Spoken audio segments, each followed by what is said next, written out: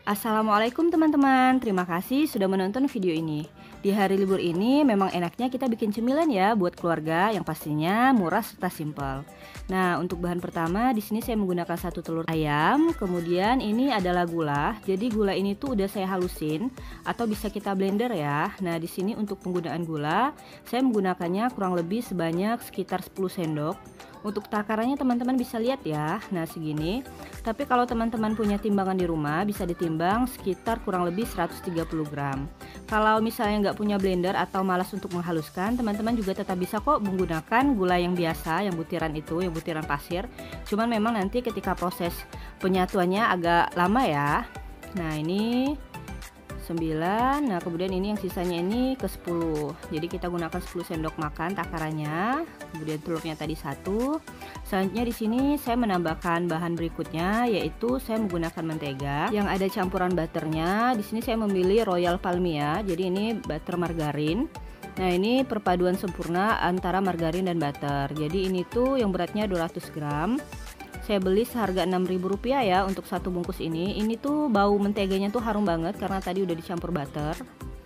Oke, ini saya habiskan semuanya. Kalau teman-teman mau mengganti dengan Blue Band yang cake and cookie juga boleh. Yang penting intinya cari mentega yang dia memiliki aroma butter atau ada campuran butternya. Nah, salah satunya ini tadi Royal Palmia. Harganya juga cukup terjangkau dan mudah untuk kita temukan di toko-toko bahan kue atau di supermarket ada jual kok. Jadi dijamin kue ini tuh insya Allah gampang banget ya teman-teman. Kita nggak perlu menggunakan mixer dan segala macamnya, cukup gunakan pengocok atau bisa gunakan garpu. Serta proses pembuatannya juga cukup simple dan sebentar banget. Jadi sekitar 1 jam kita udah bisa membuat kue ini. Oke, menteganya udah saya masukkan. Selanjutnya di sini saya juga menambahkan bubuk vanili atau perisa vanili agar semakin harum. Nah, ini untuk takarannya kita gunakan sekitar seujung sendok makan ya, atau sekitar setengah sendok teh saya taburkan. Kemudian ini kita kocok dulu, kita satukan sebentar. Jadi mengocoknya ini nggak harus sampai ngembang, jadi kita nggak perlu menggunakan mixer ya. Cukup kita aduk jadikan satu, bisa gunakan pengocok telur seperti ini, juga bisa menggunakan garpu atau sendok. Malah dengan proses seperti ini nanti hasil dari cake atau kue yang akan kita bikin ini dia tuh akan crunchy ya. Jadi dia itu kalau misalnya kita makan tuh pecah di lidah atau pecah di mulut.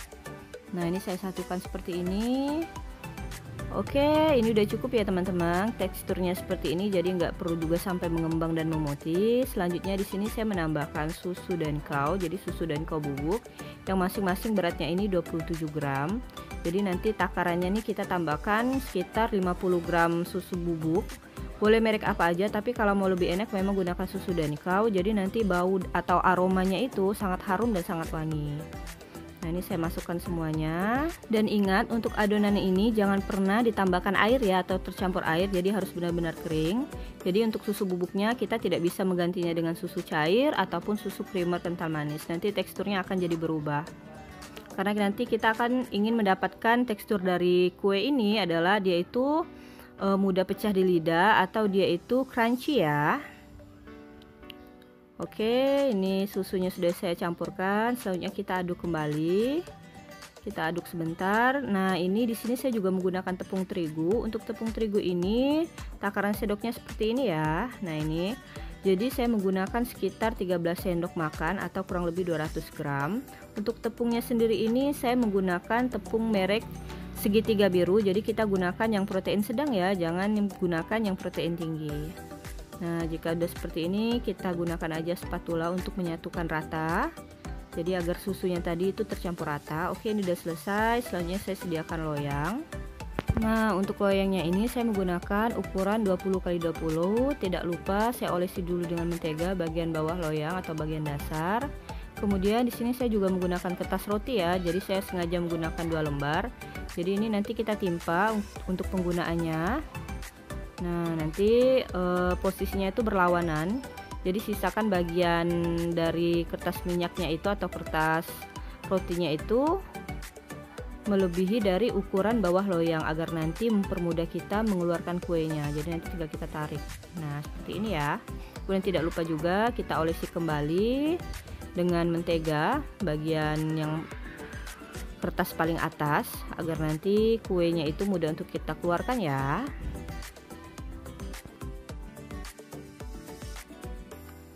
Oke, ini menteganya udah rata, barulah selanjutnya tadi saya ambil lagi adon yang sudah kita bikin. Nah, ini langsung aja saya pindahkan ke dalam loyang.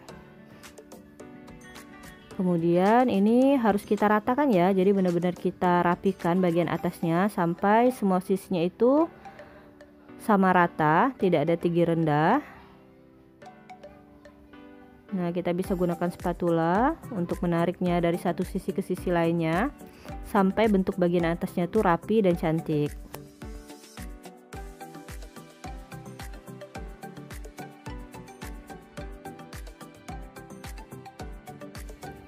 Nah, ini bagian atasnya sudah mulai rapi ya, sudah sama rata. Selanjutnya di sini saya akan menambahkan kuning telur yang sudah saya tambahkan pewarna kuning agar nanti warnanya lebih pekat. Langsung aja saya oleskan di bagian atasnya. Nah, ini kita habiskan ya, jadi memang pas satu kuning telur untuk satu loyang atau satu cetakan ini. Kemudian ini ada bagian saya lupa ya teman-teman.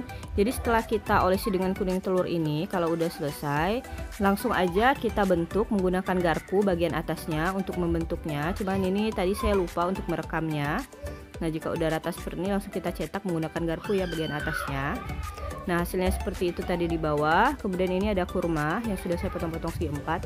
Nah, untuk yang membentuknya itu ya, itu saya menggunakan garpu ya teman-teman. Jadi seperti rambut gitu ya, makanya namanya lever Holland, seperti rambut orang-orang Belanda, atau ini kita juga sebut nama kue orang Belanda. Kue khas, ciri khas dari Belanda.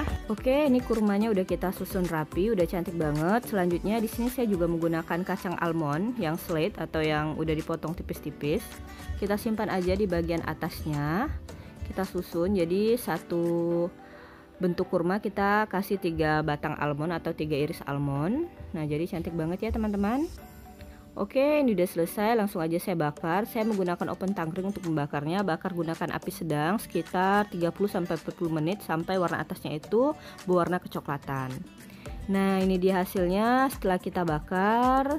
Jadi pastikan kita membakarnya sampai warna atasnya itu kecoklatan ya teman-teman. Sekarang akan saya potong.